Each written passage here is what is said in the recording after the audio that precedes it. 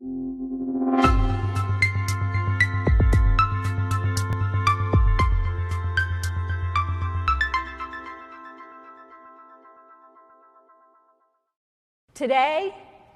with Facebook, with YouTube, with Yelp, your customers don't tell the old statistics of when they're upset or angry or frustrated. They're going to tell 9 or 10 others.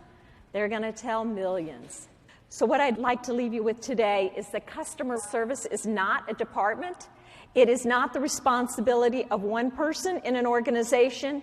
It is the responsibility of every single person that is employed by Invitation Homes. It is the impact that each person has to build up your name, image, and reputation, or to tear it down. It's looking at the experience through the lens of the customer. Most organizations say they do. They say, of course we look through the lens of our customers. We're customer-centric. We're customer-focused. But I guarantee you they don't. Think about it yourself. The last time you called your cable company and asked them to come out to fix or do a repair on your cable television or your cable lines, when did they tell you they'd be out? 4-hour window, 8-hour window, next month, right? And what did you have to do? You had to wait, right? You had to take off and wait. So it's looking through the lens, putting yourself into the shoes of your customers, recognizing that sometimes you've asked that question or they've asked the question so many times to you that now you don't even truly listen to those questions anymore. And therefore, they don't feel as if there's that connection.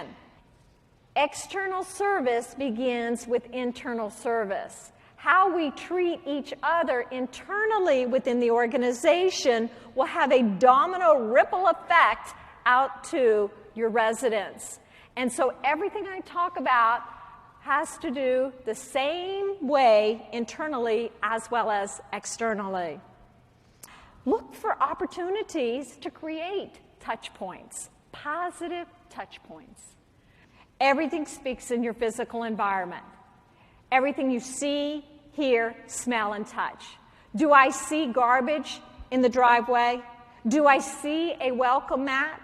Do I smell the dumpster? Do I hear employees bad-mouthing the company? What do I see? What do I hear? What do I smell? What do I touch? That everything is speaking and sending a message. Is it sending the message you want it to send? And that's when the general manager makes the point. We can have the finest in the menu. We can have the finest in decor. We can have the finest in everything about our physical environment. But look at the impact that your job will have on the experience of our guests tonight. Everything speaks. So it's the consistency, though, that builds the trust. Is when you get the same kind of service time and time again that you build the trust. Processes impact the business. Processes should be designed for the many, but flexible enough for the few. Many times we put our employees into the position where they become victims of our processes. That's why it's so important to listen to their ideas, to find out where are the hassles, where are the complaints, where are the frustrations. Every role makes an impact. Every person in your organization makes an impression. If you want to build up that brand, then it's recognizing that every touch point is an opportunity to build that relationship. That the phrase, "That's not my job, it's not allowed. I only put in the lines, I don't remove obstacles." Yes, it is. It's everybody's responsibility. It's taking that ownership. And it's in taking that ownership that you get people to become invested to your organization. That's what's below the surface. That what I've shared with you up to this point is the tip of the iceberg. It's what you want your residents to see. That we're looking through their lens, that everything is speaking in our physical environment, the message we want it to send. That we're creating the wows and we're making it easy to do business. But in order to do that, folks, it's a lot of hard work. It's got to be planned. It's got to be managed.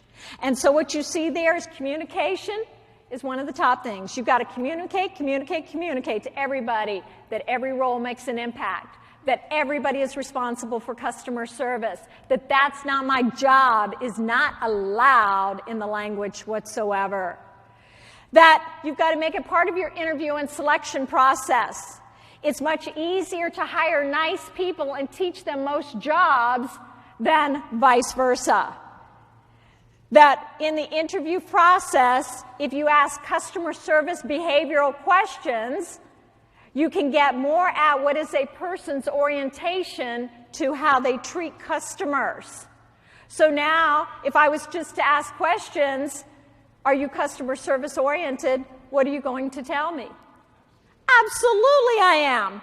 But if I was to say, at your last job, when you had an angry or upset customer, what did you do to turn them around? One, I get to find out what do they think is angry and upset. And two, how might they turn them around? A culture of tomorrow begins with the people you hire today. So the interview and selection process is key to find those nice people. And then measurement. Those who measure tend to analyze, and those who analyze tend to improve. Start to measure customer service. Measure it in terms, perhaps, of customer complaints. Measure it in turnaround time. Measure it in employee turnover. Many different ways to measure it, but measure it, measure it, measure it. And then use it to analyze and improve. By giving people that show of recognition, that appreciation. Thank you for doing those service standards. Thank you for being courteous. Thank you for representing us, that makes us proud. That builds up that ownership, because now people want to behave in that way.